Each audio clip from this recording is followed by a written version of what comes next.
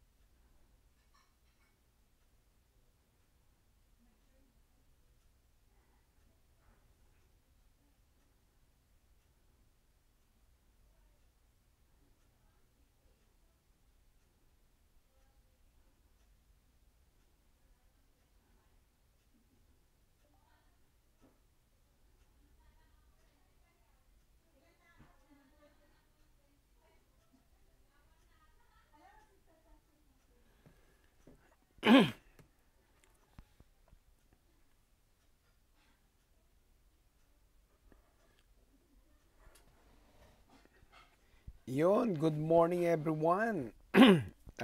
Late super. I know, super late. But hopefully, makahabol pa rin, ano? Yan, kasi marami tayong... Hi! Ano ba yan? Anyways, tayo po ibabati sa ating mga kapatid. Ederlyn De La Rosa, magandang araw po sa inyo. Kabro, oy, long time no look ha. Mukhang walang pasok ngayon yata, no, Kabro? Wilmina Atinday Villarreal, Nene Lumanglas, Marilu Abril, Shenet Macraig, Letty Alvarez, kumusta na po kayong lahat? At ako po ay natutuwa, nandyan na po kayo, no? Sally De Lara, yan, glory be to God. Sayang, Kabro, hindi ka nakapunta doon sa ating Thanksgiving Day ng buong JA1 Canada. Di bale, next time, ano? Ay, meron, pero nakakapanood ka, no? Brother Danny, God bless you. Bigay ko po yung ating, yan po yung ating verse. 1 King chapter 2, verse 2, Message translation, I'm about to go the way of all earth, but you be strong, know what you're made of. Dalawang bagay pong iniiwan ni David bago siya tuluyan ng bumalik sa Lord. Ano? Sabi niya, ako'y papunta na roon, iwanan ko na ang lupa. Pero sabi niya ganyan, ang una kong gustong iwanan sa inyo ay maging magpakatatag kayo, be strong. Show what you're made of. Ipakita niyo kung ano at kung ano talaga kayo. Hallelujah! Ang ganda, no? Ito po yung gusto nating iwanan, yung dalawang salita ni David na gusto niyang iwanan sa lahat. Tayo po manalangin. God, we thank you so much for your words. Let your name be exalted as we continue to know you more in a deeper and personal way. We give you praise, honor, and glory. In Jesus' mighty name, this we pray. Amen and amen. Ayan. Chrissy Perez, thank you for sharing. Jonathan Soriano, Ravin Sibulo, God bless you. Chrissy Perez, at Connie Imperial, thank you very much for your time. Tuloy po natin. Sabi nga dito, the two powerful words from David before he lived on earth. He lived the earth, no? Bago niya iwanan ang lupa. Ito po yung unang-una, be strong. Alam niyo po ba, napakalaga po ng salitang strong. Everyone are called to be strong. Kahit sino, kahit pa bagong Kristiyano, matagal ng Kristiyano, kailangan maging matatag ka. Kailangan maging matatag ka. Kapatid, ulitin ko kailangan maging matatag ka. Sinabi ni David, it's about your time now. Hindi ko na ito oras sa inyo na ito. No? In other words, kapag panahon na po natin, kailangan mo talaga na matinding katatagan. Alam mo yon, kailangan maging matatag ka sa lahat ng bagay. Ayan, Mary Ann, kailangan matatag ka. Cheryl Magtibay, kailangan maging matatag ka. Si Mary Monina Mindanao, ayan, God bless you, lalo kang maging matibay. Ano? In other words, sobrang halaga po nito, Sister Nida. It's about your time now. Gusto sabihin ni David, meron ka at ito na ang panahon mo. Kapatid, gusto kong iwanan sa ito. This is a prophetic word. Ito na yung panahon mo. Kapatid, ito na yung panahon mo. Ito na yung hinihintay mo. Ito na yung kailangan mo. Ito na yon. Ito na, sabi ni David, it's your chapter, not mine. Ito na yung bagong chapter ng buhay mo, kapatid. Matinding pagkilos, pagsama ng Diyos sa buhay mo. Ito na po yung magandang kapitulo ng buhay mo. The new chapter of your lives. Your life's journey, not mine, sabi ni David. Hindi sa akin, sa iyo to. Ito na yung journey mo. Ito na po yung matindi natin journey. Hindi po tayo, hindi ka po sumasabit kahit kanino. Kunyari, sabihin mo, basta ako nakasabit ako kay pastor. Hindi na ganon. Ikaw mismo, may istorya ka. Ang buhay mo, matindi ang journey mo. Ang buhay mo ay merong fresh start, not mine. Yung kay David, paalis na siya Fresh start, may gagawin ang Diyos sa buhay mo. At papunta ka sa isang napakaganda at napakalagang pagkilos ng Diyos sa buhay mo. Eloisa Balmes and Kyra Matias, God bless you. Victoria Banawa. In other words, antindi nito pag sinabi natin fresh start, you are about to experience much greater than what you have now or before. Yung meron ka noon, mas matinding gagawin. You're about to experience the fullness of God. Woo! Hallelujah. David is trying to tell us, maging strong ka na, kapatid. Tatagan mo na, matindi na ito, may parating, may magandang mangyayari sa buhay mo. Gandahan mo na ang pagtakbo, galingan mo na, palakasin mo na ang kalooban mo. Hindi na po ito panahon ng kahinaan, hindi na po ito yung panahon ng pangkalungkutan, hindi na po ito yung panahon na para ba naghintay ka na mangyayari sa buhay mo. Kapatid, may gagawin ang Diyos sa buhay mo. You are about to experience much greater than what you think of, much greater that you are about to experience. Ulitin ko, sabi ni David, it's about your time na now. Oras mo na, ito na yung oras mo. Hindi po yung oras para kunin ka ni Lord. Yung oras at panahon mo na may gagawin ang Diyos sa iyo. Natutuwa ako nung Thanksgiving ng buong Canada para bang sinasabi, Lord, eto na, this is it, anak, this is it, nako. Pag napakinggan niyo po yung mga bagong kantang ginawa po ng mga kapatiran dito, grabe. Ito na yung time mo, this is it, hindi mo akalain, grabe pala, It's your time, it's your chapter, it's your life's journey, it's your fresh start, it's about your time, you are about to experience the fullness of God. And I'm pulling it down, and dinadala ko to sa aking katauhan. Yes, the fullness of God is coming. Hallelujah. Pangalawa, show what you made of. Ipakikita mo kung bakit ka nag-e-exist. Ipapakita mo kung anong pagkakagawa ng Diyos sa iyo. Grabe! Hallelujah! Define your existence! Ano ka ba? Alam ko ako ay may matindi at magandang plano ang Diyos sa buhay ko. I'm defining now. I'm defining my life. My life is blessed. My life is powerful. My life is filled where healing will flow.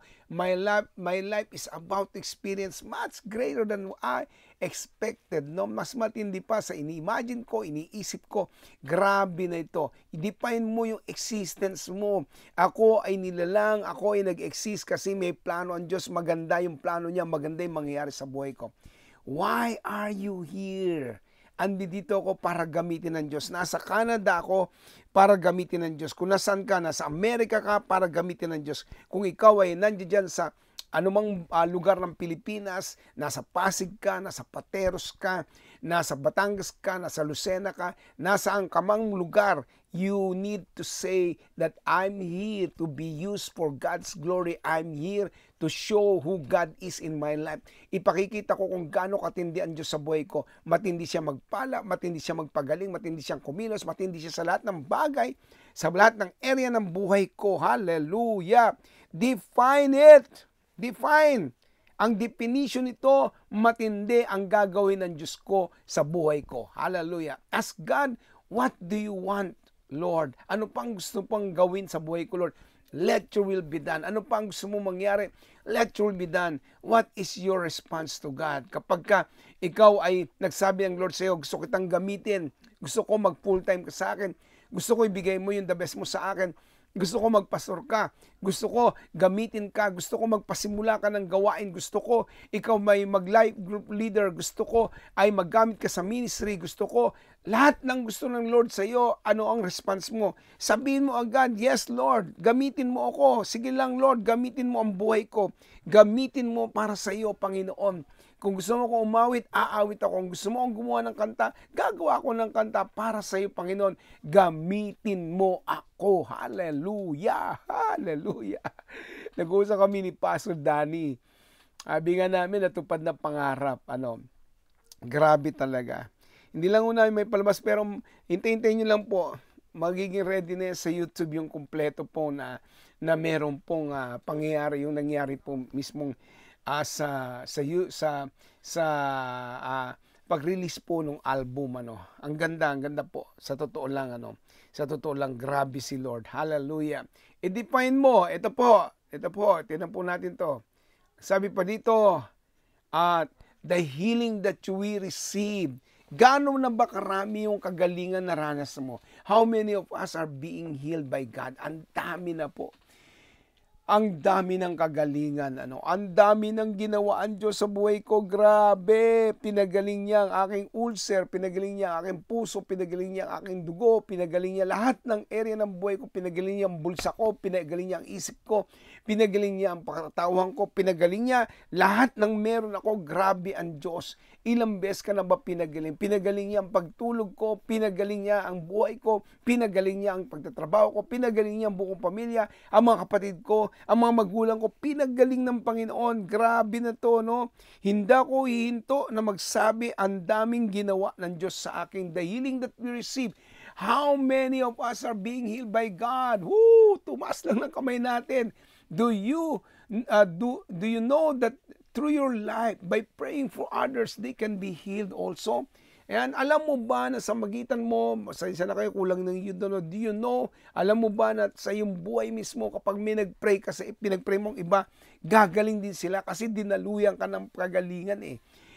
Dumaloy sa pagkatao mo, dumaloy sa buhay mo. Pag pinatungan mo ng kamay ang iba, gagaling din. Woo! Hallelujah! Gusto ko yan.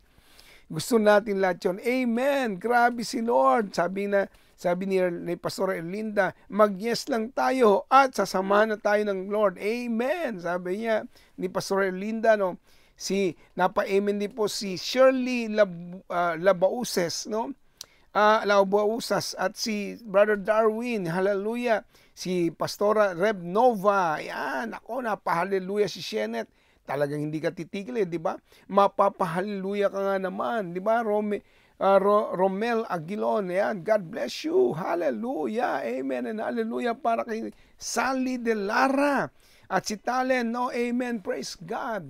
Sa mabagitan ng buhay mo, maraming gagaling, maraming makaranas ng naranasan mo. Tingnan natin, the blessings that we enjoy. Are we counting our blessings? Sinubukan mo bang bilangin ang mga pagpapala mo? Ano na bang binigay ng Lord sa iyo? Sasakyan, asawa, mga anak, boyfriend. Ayan. Ano pa bang binigay ng Lord sa iyo? Binigyan ka ng bahay, binigyan ka ng ginagamit ka ng Diyos. Lahat ng blessing, ang pera, pananalapi, nasubukan mo na bang bilangin? Ako, ginagawa ko yan. Inilalagay ko, sinusulat ko yung mga blessing na tanggap ko, tapos nagtatights ako para kay Lord. No? Do we see that God has a purpose about it? Alam nyo ba na may purpose ang Diyos kung bakit ka may blessing na ganyan? Alam mo ba na may purpose ang Diyos kapag pinagpapala ka? Alam mo ba, may plano ang Diyos kung bakit grabe ang pagpapala mo. Wow! Hallelujah! Hindi titigil ang Diyos na ikaw ay pagpalain. Lagi niyang sisiguraduhin, ibubuhos niya yun. Bilangin mo. Kailangan pong bilangin natin minsan eh. How about blessing versus our worthiness? Ayan, hallelujah, hindi mo tinitignan kung gaano ka kagaling, kung gaano ka katindi, pero yung pagpapala ng Diyos, grabe, grabe, Lord. Minsan tatanungin mo, sino ba ako? Hindi yung sinasabi mo, kasi ako ito eh. Ganto ako eh, no? Hindi lang ganon. Ang totoo niyan, ikaw ay mahal at sobrang minamahal ng Diyos. Kaya ka pinagpapala. Do we see the reason behind the blessings? Nakikita ba natin? Kaya pala ikaw pinagpapala para pagpalain din yung iba. Kaya pala binigyan ng sasakyan para may isakay kang mga tao na dalhin sa Panginoon. Kaya ka pala binigyan ng bahay para may magagamit na lugar sa gawain ng Panginoon. Grabe na to. Hindi po titigil ang Diyos Lahat ay may dahilan. Lahat ay gusto niyang ibuhos sa ating lahat. Hallelujah. At pagkatapos po, of course, ito pong mga bagay nito ang dapat titinan natin, no? Kagalingan, pagpapala, bakit tayo binigyan ng Diyos ng ganon? Bakit po dumating sa buhay natin ang mga ganon? Bakit po nangyari ito? Hindi po tumitigil ang Diyos kasi panahon mo na ito. Kapatid, uulitin ko, kapag panahon mo na, walang uubrang makapagpahinto nito. Pag panahon mo na, dire-diretso to. Kapag panahon mo na, ang tindi ng gagawin ng Diyos. Kapag panahon mo na, kapag ito na po sinabi yan, this is it, anak, may gagawin ako, tuloy-tuloy na po yan, dire-diretso na po yan, hindi na po siya titigil. Napakabuti ng Diyos. Naku, salamat po ng marami. Alam ko may napulot po tayo ngayong umaga, no?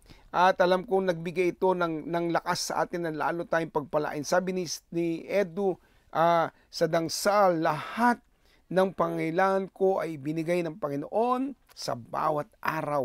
Wow, sabi naman ni Red Nova, tapat, enjoy God's blessings and share them with others. Salamat po sa pag-share. Appreciate very much. Yes, amen. Share din natin sa iba. Alam mo ba, Pastora Nova, yung binigay niyong blessing sa akin, ako, daming napaggamitan ito. Ang dami na pagdalhan sa kabutihan ng Diyos. So tayo po'y manalangin. Salamat po, Diyos, sa aking mga kapatid na sobra mong minahal.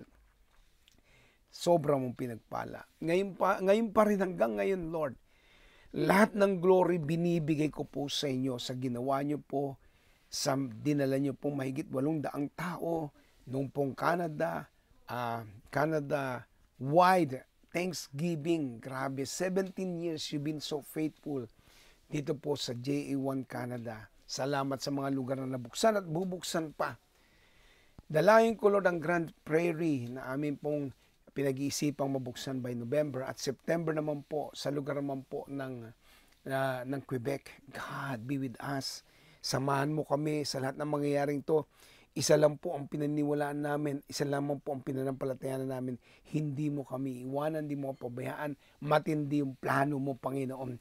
Ganun din sa bawat isa. Hindi pa tapos ang aming chapter ng buhay namin. Katulad sinabi David, it's your chapter, not mine. Hindi ko na chapter to. Chapter nyo na ito. Chapter nga po namin ito, Panginoon. Tinatanggap po namin ang matindi mong gagawin sa bawat oras at bawat oras. Gamitin mo kami lahat. Salamat sa iyong kabutihan. As we give you all the praises, the honor and the glory in Jesus' mighty name. Amen and amen. Hallelujah. Pagpalain po kayo ng ating Panginoon. Salamat po sa inyong pagsama sa akin. Sa araw na ito, ako po natutuwa. No? Ang dami pong dumating ngayon. Ang dami natin nakasama. Ang dami nagbigay ng kanilang mga comment. Sabi ni Talen, amen. Grabe ang gagawin ng Lord sa buhay ko. Yes, agree ako dyan. Sister Talen, ang dami nga niyan. Share lang po natin at ayan po natin marami pong tao ang makaranas ng gagawin ng Lord, no? Ayan, thank you Jen Barista. Naku, nagtanim pala siya, no? Ayan, Mary Ann Magalong, thank you very much sa inyong buhay. Elmi Flores, amen. Napakabuti po ng Panginoon. Tapat ka nga. Yes, amen. Magandang gawing kanta yan, Sister Elmi, tapat ka nga. Hallelujah. Gawa mo na ng kanta yan para sa ating susunod na album yan. Cynthia Banaag, Fred Reyes, Ayan, glory be to God sa inyong mga buhay. Pagpalain po tayo lahat natin, Panginoon. Bobby Parel Abat, God bless you. At marami pang gagawin ang ating Diyos ng buhay. Salamat po sa inyong oras at panahon. Ako po yung napagpalang muli. Sienna, thank you for blessing my family. Manalo Raymond, thank you rin. At salamat po sa Diyos na buhay. At minsan pa, ulitin ko po sa inyo, mahal na mahal ko po kayo sa ating Panginoon. God bless po. Pag-pray nyo po bukas, kami po ay babiyahin na naman. Medyo mag-get away kami for the last part ng summertime. Kaming pamilya, we'll go to US. Long drive. Samahan po kami ng Diyos at ingatan ang aming sakyan. Salamat po. God bless po everyone. I love you all. Amen and amen.